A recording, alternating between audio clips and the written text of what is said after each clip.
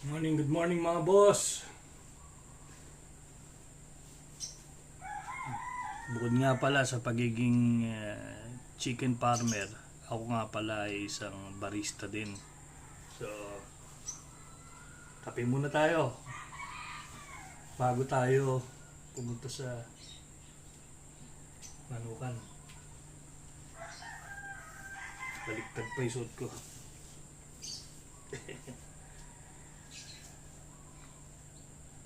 Right.